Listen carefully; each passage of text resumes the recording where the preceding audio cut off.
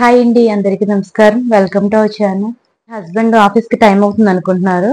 మీ పిల్లలు స్కూల్ కూడా టైం అవుతుందని లంచ్ బాక్స్ ప్రిపేర్ చేస్తుంటే లేట్ అవుతుంది కదా. లేట్ అవుతున్నప్పుడు మీ పిల్లలు కూడా అమ్మ ఎగ్ కర్రీ అంటూ ఉంటారు. ఆ ఎగ్ కర్రీ చేయాలంటే మీరేమనుకుంటారు, గుడ్లు ఉడకపెట్టాలి, వీటిని మళ్ళీ తొక్కలు తీసి ఫ్రై చేసి కర్రీ వండాలని మీరు ఎక్కువ టైం పడుతుందని ఫీల్ అవుతూ ఉంటారు. అలా ఫీల్ అవ్వకుండా ఈజీగా నేను చెప్పే మెథడ్లో మీరు ఎగ్ కర్రీ చేశారంటే అవి చాలా ఈజీగా తొందరగా అయిపోతుందండి. మీ పిల్లల స్కూల్కి లేట్ అవ్వదు, మీ హస్బెండ్స్ ఆఫీస్కి లేట్ అవ్వదు. ఈ కర్రీని అయితే బ్యాచిలర్స్ కూడా ఈజీగా ఇంట్లోనే తయారు చేసుకోవచ్చు. ఎగ్స్ ని బాయిల్ చేయకుండా ఈ స్పెషల్ ఎగ్ మసాలా కర్రీని ఈజీగా తయారు చేసుకోవడం ఎలాగో చేసి చూపిస్తారండి. ఎగ్ మసాలా కర్రీకి కావాల్సిన పదార్థాలు: ఎగ్స్, జీలకర్ర పొడి, ధనియాల పొడి, టమాటో, ఆనియన్స్, కరివేపాకు, పచ్చిమిర్చి, అల్లం వెల్లుల్లి పేస్ట్, కొత్తిమీర. ఇప్పుడు ఆయిల్ వేసుకుందామండి. ఎగ్ మసాలా కర్రీలో కొంచెం ఆయిల్ ఎక్కువగా పడుతుందండి.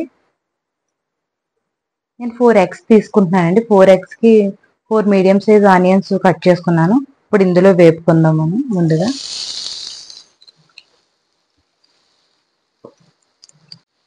ఈ ఆనియన్స్ బాగా వేగాలండి. అంటే గోల్డెన్ కలర్ కంటే కొంచెం ఎక్కువగా వేగితే బాగా గ్రేవీ బాగుంటుందండి, గ్రేవీ బాగా వస్తుంది.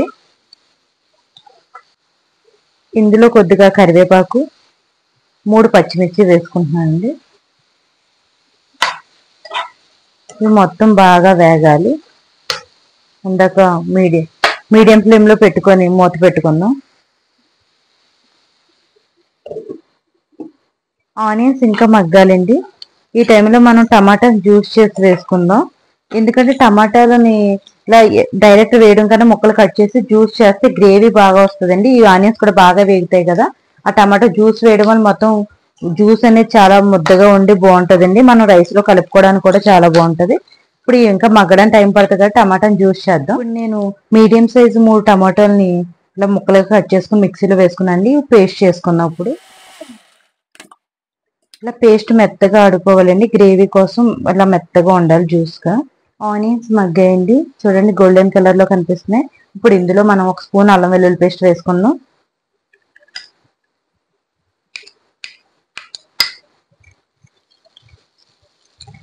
ఇది కొంచెం పచ్చివాసన పోయే వరకు వేపుకుందాం.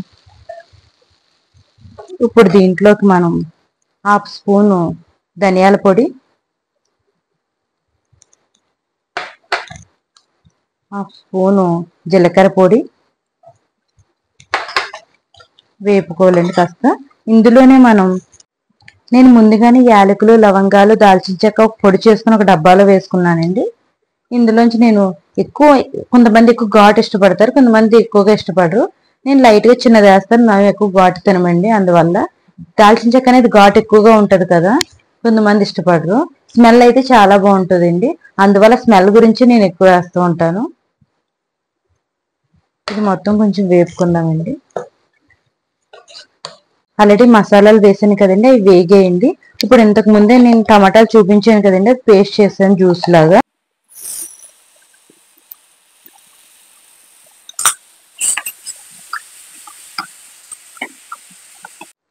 టమాటో జ్యూస్ వేసాం కదండి, ఇప్పుడు ఇది బాగా ఉడకాలండి, పచ్చివాసన పోయే వరకు టమాటో.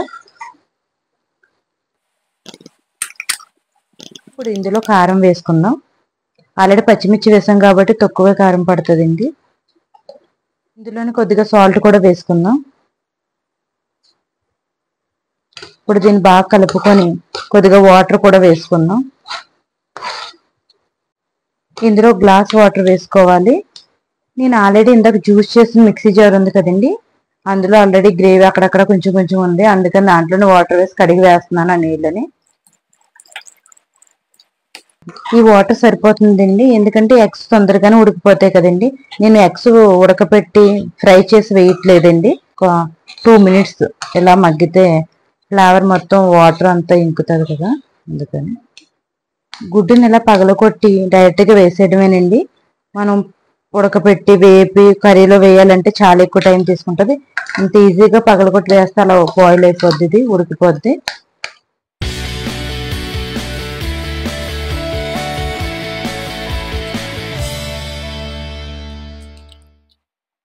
ఒక 5 మినిట్స్ ఇలాగే ఉడికిస్తేయండి, ఉడికిపోతాయండి, మొత్తం కూర అంతా కంప్లీట్గా అయిపోద్ది.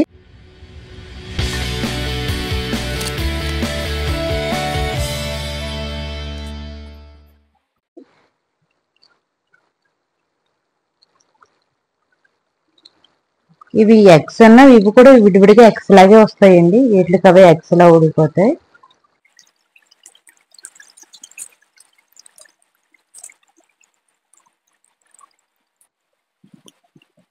ఎగ్ మసాలా కర్రీ రెడీ అయిపోయిందండి. ఇప్పుడు స్టవ్ ఆఫ్ చేద్దాం. ఎగ్ మసాలా కర్రీ రెడీ అండి. చూడండి ఎంత బాగా ఉడికింది. ఏ ఎగ్ ఆ ఎగ్గే ఉంది, బాగా ఉడికింది కూడా, మసాలాలన్నీ కూడా పట్టాయండి. ఎందుకంటే మామూలు ఎగ్ వేసాం అనుకోండి, ఉడకపెట్టి బాయిల్ చేసి వేస్తాం కదా, ఆ ఎగ్ అయితే కనుక మనకి మసాలా అంతా లోపల వరకు పట్టదు. అది మసాలా ఎగ్ కర్రీ అనుకోండి, గ్రేవీ కూడా ఎంత బాగా వచ్చిందో చూడండి. అసలు గ్రేవీ మనం టమాటో జ్యూస్ వేయడం వల్ల ఉల్లిపాయలు కూడా బాగా మగ్గించాం కదండి, అందువల్ల చాలా బాగా వచ్చింది.